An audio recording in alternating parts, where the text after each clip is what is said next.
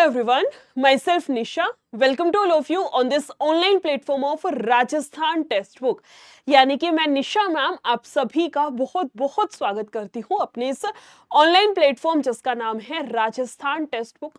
और इस वाली वीडियो में हम लोग मिले हैं ना किसी क्लास के रिगार्डिंग, लेकिन हाँ कुछ बहुत इंपॉर्टेंट हम लोग इस वाली वीडियो के अंदर डिस्कस करने वाले हैं। सिर्फ 5 से 7 मिनट की इस क्लास को हम रखेंगे, सिर्फ 5 से 7 मिनट की छोटी सी वीडियो रहेगी, लेकिन ये आपकी बहुत हेल्प करेगी किस चीज में कि आपको किस तरीके से अपनी स्ट्रेटेजी बनानी है, किस तरीके से आपको बढ़ना है, किस तरीके से आपको टारगेट करना है एग्जाम को, है ना।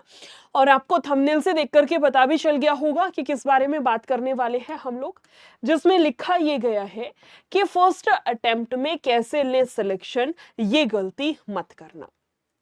तो देखिए सबसे मेन बात आती है फर्स्ट अटेम्प्ट में सिलेक्शन कैसे लेना है। और आपने देखा भी होगा अपने घर में आसपास, अपने रिश्तेदारी में सुना भी होगा, भाई पढ़ते पढ़ते ही जॉब लग गया वो तो, है ना, कि ग्रेजुएशन होने से पहले ही उसकी तो जॉब लग गई, कॉलेज के साथ साथ उसने जॉब ले ली, पहली बार ही एग्जाम दिया था, पहली बार में एग्जाम निकाल दिया।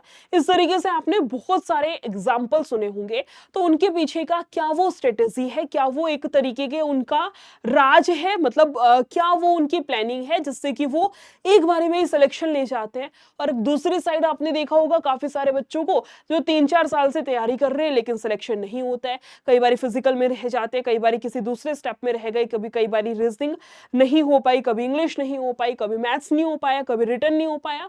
तो किसी ना किसी गलती की वजह से उन्होंने अपनी एक तरीके से पंचवर्षीय योजना सी बना रखी है, सिलेक्शन हो जाएगा तो देखी जाएगी, वो वाली बात हो जाती है। तो इसी वीडियो में हम यही डिस्कस करेंगे कि वो कौन सा एक तरीके से मूल मंत्र है जिससे कि सिलेक्शन आपका इतना बढ़िया तरीके से फर्स्ट अटेम्प्ट में हो जाएगा।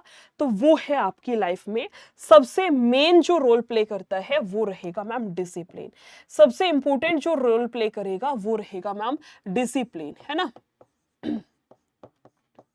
डिसिप्लिन। और ये डिसिप्लिन क्या है? डिसिप्लिन आपका ये है कि आपको लगातार पढ़ना है। लगातार का मतलब ये नहीं है सुबह बैठो रात में उठ जाओ लगातार पढ़ लिए।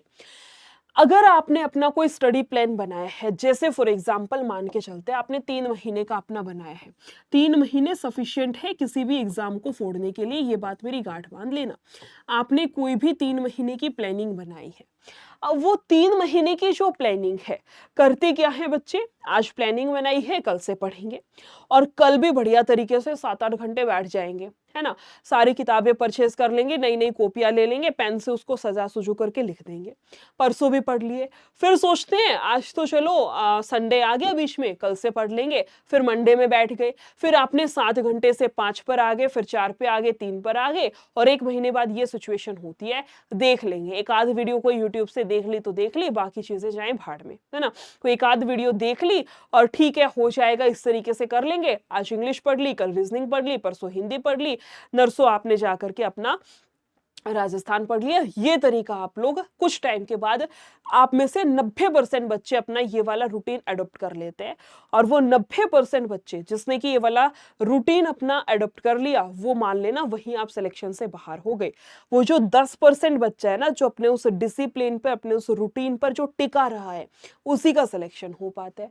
तो मैं बिल्कुल भी नहीं कह रही आप दिन के 10-10 घंटे पढ़ो, आप चाहे दिन के 4 से 5 घंटे पढ़ लो, आप चाहे दिन के 4 से 5 घंटे पढ़ लो, लेकिन ये 4 से 5 घंटे का रूटीन बना लो कि 4 से 5 घंटे मुझे दिन में पढ़ना ही पढ़ना है। एक दिन आप संडे का अपना साइड में रख दो, फिर भी रूटीन बना लो कि हफ्ते में 6 दिन मुझे पढ़ना ही पढ़ना है, चाहे कोई त्योहार हो चाहे कुछ भी हो, और उसमें भी मुझे पर डे के 4 से 5 घंटे निकालने ही निकालने हैं अपने अकॉर्डिंग। आपको लगता है मैं 3 घंटे पढ़ सकती हूँ या 3 घंटे रख लो, लगता है 6 घंटे पढ़ सकती हूँ 6 घंटे रख लो, लेकिन कम से कम 4-5 घंटे का अपना टारगेट लेकर के ही चलना है, ठीक है। और अब जो ये 4-5 घंटे का आप टारगेट लेकर के चले हैं, इसमें क्या करना है, इसमें अपना रूटीन बनाओ, उस रूटीन को आपको अडॉप्ट करना है, उसको अपना अडॉप्ट कर लेना है रूटीन को कि मुझे इस तरीके से पढ़ना है, मतलब पढ़ना है। अब ये जो 3 से 4 घंटे हैं, इसमें बहुत सारे बच्चे क्या करते हैं, 4 घंटे की वीडियो देख ली, आज का 4 घंटे का कोटा पूरा, बाकी का कल देखते। ऐसे नहीं करना है, इस तरीके की गलतियां आपको नहीं करनी है। ये 4 से 5 घंटे का जो आपको रूटीन बनाना बनाना है ना, ये इस तरीके से रहेगा। जैसे जैसे आप फिक्स कर लो, जैसे मान लो आपके एग्जाम में 4 सब्जेक्ट आने हैं, ठीक है, उसमें भी आप इसको मार्क्स वाइज डिवाइड कर लो। जैसे जैसे भैया जीके आपकी 50 नंबर की रहेगी, जीके आपकी 50 नंबर की रहेगी, ठीक है। मैथ्स इसमें फिर आपका हिंदी रहेगा मैम 30 का, हिंदी आपका रहेगा इसमें मैम 30 नंबर का। उसके बाद आपकी मैथ्स आती है मैम, मैथ्स कितने की रहेगी 25 की। और उसके बाद आपकी इंग्लिश आती है, इंग्लिश कितने की है 15 की है। इंग्लिश कितने की आएगी आपकी 15 अंक की आएगी। और इस प्रकार से आपके टोटल ये बन जाएंगे, है ना, 5 3 8 और ये बनेगा हमारे पास में 30, है ना, 40, ठीक है, 120 का आपका ये वाला पैटर्न है। अब इसमें आप खुद से कर लो ना, जैसे मान लो आपको इंग्लिश नहीं आती और इंग्लिश आनी भी 15 नंबर की, तो इसको छोड़ो अभी के लिए, इसको बाद में देख लेना। आपको जरूरी नहीं है कि जो चीज नहीं आती वहीं पर अपना सर फोड़ना है, वही चीज सीखोगे तो ही सिलेक्शन आपको मिलेगा। मान लो आपको 100 प्रश्न हैं, 100 में से आपको 75 आते हैं और 25 नहीं आते, तो इन 25 को एक बारी के लिए छोड़ दो ना, इस पे कांटा मारो। आप इस 75 को पक्का करो, 75 को पक्का कर लो कि इन 75 में से तो अगला कुछ भी पूछ लेगा, हम छोड़ के नहीं आएंगे। बच गए ये जो 15 25 है ना, इसमें से 2 3 4 5 जितने सही कर सको उतने आपके हाथ की बात है, उतने आपके लिए प्लस पॉइंट की बात है। समझ में आई बात कि मैं आपको क्या कहना चाह रही हूँ? इस तरीके से आपको अपनी तैयारी करनी है। अब इंग्लिश बहुत सारे बच्चों को नहीं आती, स्पेशली जब राजस्थान की बात आती है, बुरा मत लगाना, मैं जेनरिक बात कर रही हूँ, जनरली आपका बता रही हूँ, बहुत सारे बच्चों को भैया नहीं आती है इंग्लिश, तो नहीं आती है, इसमें कोई डरने वाली शर्म वाली कोई बात नहीं है, नहीं आती तो नहीं आती। बहुत सारे बच्चों को मैथ समझ में नहीं आता है, बहुत सारे बच्चों को जीके, मुझे जीके कभी याद नहीं हुई, मुझसे रटा रटा जाता ही नहीं था चीजों को, मैं रट लेती थी, अगले दिन भूल जाती थी, मैं याद नहीं रख पाती थी, है ना। तो बहुत सारे बच्चे होते हैं, सबका अपना अपना होता है, तो अपने अकॉर्डिंग सब्जेक्ट को डिवाइड करो। जो चीज आपको नहीं आती जरूरी नहीं है वही रट के जाओगे तभी सिलेक्शन होगा, जो अपना आता है उसको पक्का करो। इसमें भी अपना रूटीन बना लो, जैसे एक क्लास आपको ये देखनी है, एक क्लास ये देखनी है, एक क्लास ये देखनी है, अभी के लिए मान के चलते इस प्रकार से, ठीक है। तो आपकी 1 घंटे की तो क्लास होती नहीं है, 40 45 या 50 मिनट की क्लासेस होती हैं, 5 या 15 150 मिनट आपकी यहाँ पर मान लो 50 मिनट की एक क्लास के अकॉर्डिंग। जरूरी नहीं है मैं अपनी ही क्लासेस की बात करूँ, किसी भी प्लेटफॉर्म की कोई भी क्लास ले लो, आपकी 50 55 53 52 45 इतने मिनट की पर क्लास होती है, 150 मिनट यहाँ यूज हो गई। इसके अलावा फिर सेल्फ स्टडी करो। बच्चे गलती क्या कर देते हैं, जैसे फोन खोल के पढ़ना बहुत आसान होता है और बहुत सारे बच्चे उसमें से पढ़ते भी हैं। जैसे मान लो मैथ्स की ही क्लास है, आज मैंने आपको सिखा दिया साधारण ब्याज, मैथ्स की ही क्लास है, आज मैंने आपको पढ़ा दिया सिंपल इंटरेस्ट साधारण ब्याज, तो मैंने तो आपको 50 मिनट आपकी ली है और इस 50 मिनट में मैंने आपको सिखा दिया कि साधारण ब्याज का क्या क्या कॉन्सेप्ट है, कैसे कैसे क्वेश्चन आते हैं, किस तरीके से एग्जामिनर पूछ सकता है। आपने भी बढ़िया तरीके से वीडियो देख ली और देख करके लगता है कि हाँ आ गया, अगले दिन अगला टॉपिक कराती हूँ, पिछला भूले मिलते हो। उसके पीछे का रीजन ये है कि प्रैक्टिस नहीं करते हो। क्लास में आपको कॉन्सेप्ट सिखाया जाता है, जब तक अपने हाथ से कम मैं बता रही हूं, जब तक अपने हाथ से आप इसके कम से कम 100 क्वेश्चन नहीं निकाल लेते, आप मत मान के चलना कि आपका एसआई हो गया, आपका साधारण ब्याज आपको आता है। समझ में आई बात? आपको करना क्या है, 50 मिनट की मेरी क्लास देख ली, अब आप अपना टारगेट बना लो कि मुझे इस टॉपिक के 100 क्वेश्चन आज रात के सोने से पहले करने ही करने हैं। और 100 क्वेश्चन, 100 अगर 100 का टारगेट बनाओगे तब जाके 70 80 कर पाओगे, सफिशिएंट है अभी के लिए। सेकंड स्लॉट में इसको 150 पार कर देना, ठीक है। अभी के लिए टारगेट बनाओ कि सोने से पहले इसके 100 क्वेश्चन मुझे करने ही करने हैं। मैं लिख के दे सकती हूं, अगर क्लास में ऐसा हुआ कि क्लास में मैंने आपको 5 चीज बताई, आपको एक समझ में आई, 4 समझ में नहीं आई, और फिर ये 100 क्वेश्चन लगा लिए खुद से अपनी बुद्धि से, आप 50 के सॉल्यूशन देख के भी लगा लो, 50 अपनी बुद्धि से लगा लिए, फिर वो जो 4 चीज समझ नहीं आई थी ना क्लास में, वो ऐसे समझ में आएगी जैसे पता नहीं आपने कौन सा शीशा देख लिया। समझ में आई बात? करना क्या है, टॉपिक पढ़ो, मेरा चाहे किसी का कुछ भी करो, मैं बिल्कुल भी अपना नहीं कह रही हूं, जहां से आपको समझ में आए, जहां से आपकी चीजें पल्ले पड़ जाए, दिमाग में बैठ जाए, वही आपके लिए बेस्ट है। मान लिया आपने मेरी क्लास देखी है, 50 मिनट में मैंने आपको ऐसा ही पढ़ाया, उसके बाद 100 क्वेश्चन लगा लिए। गारंटी के साथ में बोलती हूँ, अगर ये 100 क्वेश्चन पूरी ईमानदारी से लगाए हैं, दोबारा इस वीडियो को देखना, 2x की स्पीड में देखोगे ना, वो भी बहुत कम लगेगी और ये लगेगा मैम ये कौन सी बच्चों वाली चीजें समझा रहे हो, आगे चलो आगे चलो। आप उसको ना 10x वो 10 स्पीड उसमें 10-10 सेकंड उसको आगे खिसकाते चलोगे। ये चीज मैं आपको गारंटी के साथ में बोल सकती हूँ। सेम आपको हर सब्जेक्ट में करना है, हर सब्जेक्ट में।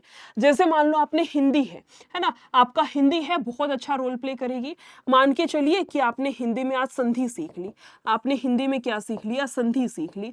अब संधि तो सीख ली, टीचर ने तो आपको सिखा दी, 40 मिनट लगा करके आपको संधि बता दी, भैया ऐसे ऐसे संधि होती है। लेकिन दिक्कत क्या आती है, आपने सीख ली, उसके भेद वेद सब कुछ याद कर लिया, बाकी छोड़ दिया। अगले दिन अगला टॉपिक पढ़ने बैठ गए। भैया जब तक उसकी प्रैक्टिस नहीं करोगे चीजें कैसे समझ में आएंगी। और कोशिश करना कि जहां से प्रैक्टिस कर रहे हो वो कोई ना कोई पीवाईक्यू की किताब ही आपके पास में हो। तो संधि आपने पढ़ ली, उसके बाद संधि के यहां से 50 क्वेश्चन लगा लो। संधि के 50 क्वेश्चन लगा लेना, ऐसा हो ही नहीं सकता कि संधि आपके समझ में ना आए अगर इस तरीके से पढ़ोगे तो। आई बात समझ में। तो कर ऐसे ही आपका दूसरे जीके में रहेगा, ऐसे ही आपका हर सब्जेक्ट में। जीके में लगा लो, जैसे मान लो आज आपने किले पढ़ लिए है ना, राजस्थान जीके का आपका एक टॉपिक बनता है। जीके में आपने आज पढ़ लिए इतिहास के किले कि कितना कौन सा किला किसने बनवाया, इस तरीके से। अब किले का टॉपिक तो आपने 20 मिनट में निपटा दिया। अब पढ़ो इसके जितने भी क्वेश्चंस इसके दिए गए हैं, खास करके इसके जितने भी प्रीवियस ईयर क्वेश्चंस हैं जो राजस्थान जीके के प्रीवियस ईयर्स में पूछे गए हैं, उन क्वेश्चंस को पहली प्रायोरिटी पर रख करके और फिर आपको करना है। इससे क्या होता है, इससे ये होता है कि आपको वो रिपीटेड क्वेश्चंस मिल जाते हैं जो एग्जामिनर का एक तरीके से क्वेश्चन बैंक है, जहां से उठा करके वो क्वेश्चंस डालता है ना, एक तरीके से आपको वैसे क्वेश्चंस यहां से मिल जाते हैं। ठीक है, तो करना क्या है, करना है जैसे किले का टॉपिक है, अब वो यार वो भी इतने सारे होते हैं, आपको नहीं पता, सारे तो इंपॉर्टेंट नहीं है ना। अब सारे तो इंपॉर्टेंट नहीं होते और इतना सब याद करना याद रखना तो बहुत मुश्किल है। तो उस केस में आपकी हेल्प करेगा पीवाईक्यू, और आपको खुद ही पता चल जाएगा। फिर कुछ दिन इस तरीके से तैयारी करोगे ना, खुद ही समझ में आने लग जाएगा, ये नहीं पूछेगा, ये इंपॉर्टेंट नहीं है, अंदर से आपके अंदर से ये आवाज आएगी। तो उस केस में आपको इस तरीके से पढ़ना शुरू करो, बढ़िया तरीके से रिविजन करो, जैसे समझाया है प्रीवियस ईयर की कोई भी किताब खरीदो, उसमें उन क्वेश्चंस को बार बार रिपीट करो। इस तरीके से आपको पढ़ना है। डिसिप्लिन तभी आएगा जब आप तरीके से पढ़ोगे। और इसी के साथ में मैं आपको बता दूं, बच्चों के दिमाग में आता है मैंने आज कोई बुक बता दी, आपने वो खरीद ली, कल आपके किसी भाई ने बता दी, वो खरीद ली, परसों आपने कोई वीडियो देख ली, उसमें कोई और बुक बताई, वो खरीद ली, उसके बाद आपके कोई रिश्तेदारी में दोस्तों में कोई सिलेक्टेड है, उसने कोई किताब बताई, वो खरीद ली। इतनी बड़ी बेवकूफ़ी नहीं करनी है, मैं आपको पहले बोल रही हूँ, ना तो पैसे खराब करने ना बेवकूफ़ी करनी है, अपनी मर्जी से जो भी आप हर जगह तसल्ली कर लो, अपने 4-5 दोस्तों से सबसे पूछ लो। लेकिन मेरी इतनी बात याद रखना, वो किताब खरीदना जिसमें कि आपके प्रीवियस ईयर क्वेश्चंस हों, प्रीवियस ईयर क्वेश्चंस आपके दे रखे हों। राजस्थान की वो किताब जिसमें कि राजस्थान के प्रीवियस ईयर क्वेश्चंस हों। अब उसमें राजस्थान पुलिस का भी हो सकता है, राजस्थान एसआई का भी हो सकता है, कहने का मतलब कि प्रीवियस डाटा जिसमें हो, ऐसी कोई भी किताब खरीदना, उसको बार बार करना है।